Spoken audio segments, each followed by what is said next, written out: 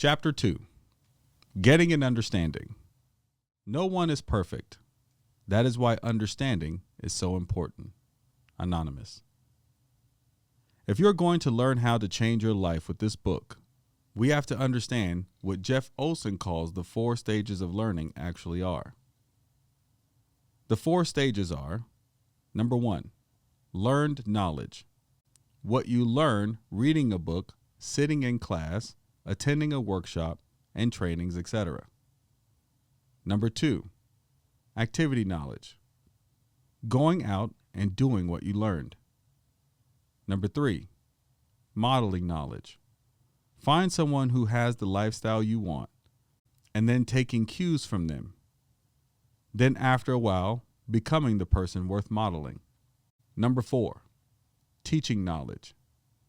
Taking what you've learned and teaching it to others. Let me give you an example. Imagine you're a UFC fighter. I'm your coach, and I have fought your opponent 100 times. I know every move they're going to make. Now you, being excited and eager, most of your head is in the fight and building your confidence and your game plan. Before your first round, I come to you and say, listen, when he moves his right leg, duck, because he's going to kick you in the face. Again, because you're excited and eager, you're not really listening to what I said. You heard me, but you didn't really hear me. In one ear and out the other. Now you get to the ring. Your nerves are getting to you. Your opponent moves their right leg, but you're not paying any attention, and then smack, he kicks you in the face. After the round, you come crawling back to the corner. I sit you in the chair. I look you right in the eye, and you start crying because your face hurts. I say again, listen, when he moves his right leg, duck, because he's going to kick you in the face. Now, I told you the same thing twice. Learn knowledge. But because you went out and experienced it one time, activity knowledge, when I told you the second time, you heard it differently. Second round now. You go back out into the ring, and the sting on your face has reminded you that you need to pay attention to the right leg.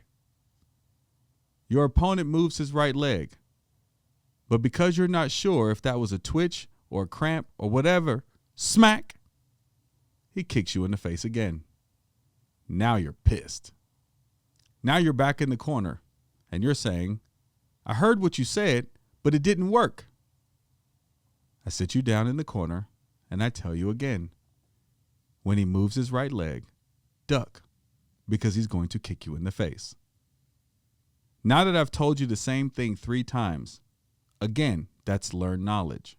You've experienced it twice. That's activity knowledge. So because you've experienced it twice, and you've heard the same thing 3 times, you go back into the ring and you say to yourself, I don't care if they twitch, move a right toe, get a cramp, I'm ducking.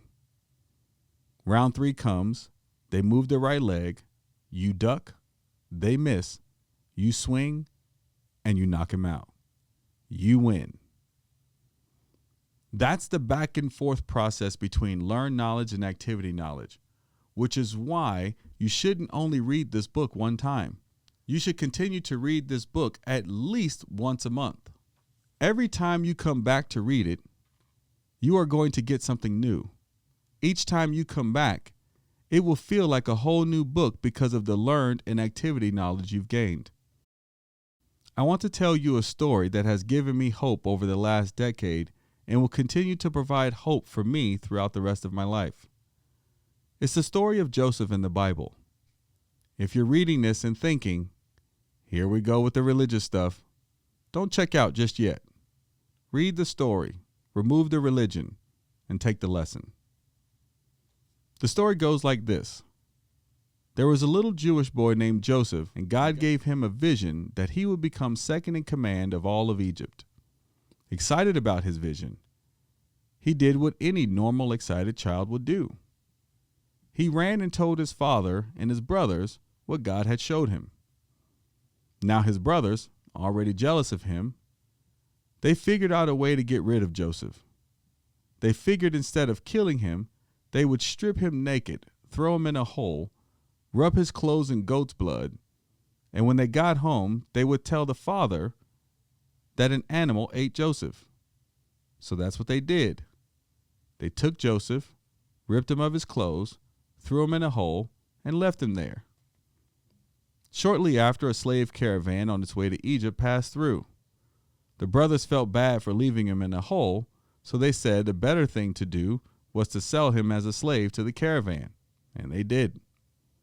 The slave caravan carried Joseph all the way to Egypt, where he was sold to the Pharaoh's chief of security. Now, Joseph was a good-looking dude. The wife of the Pharaoh's security officer thought so too. So one day, she tried to make a move on Joseph, and Joseph refused. She didn't like that. So when her husband came home, she told her husband that Joseph tried to rape her. So the husband took Joseph, threw him in prison, where he spent the next 20 years of his life. During that time period in jail, Joseph used his gift. He had this amazing gift of interpretation. He could interpret people's dreams. Well, one day the Pharaoh got word that there was a slave in jail who could interpret dreams, and the Pharaoh had a really disturbing dream that he needed interpreted. So he had the slave brought to him. He told the slave, "Interpret my dream or die." So Joseph interpreted his dream. He interpreted so well that the Pharaoh decided to put him in charge. So the Pharaoh took this little Jewish boy, dressed him up as an Egyptian, and made him second in command over all of Egypt's agriculture. Joseph's vision came true. He became the second most powerful man in Egypt. Here's why that story hit me so hard. You see, God only allowed Joseph to experience the beginning of his journey and the end, but he never showed Joseph the middle. He never showed Joseph what he would have to go through, because if he did, I think Joseph would have been like, "I'm good." See, God has a plan for you. And if he showed you what you had to go through in order to become who he needs you to become, you probably wouldn't agree to do it. I don't even know if I would have. I mean, these last 34 years have been tough.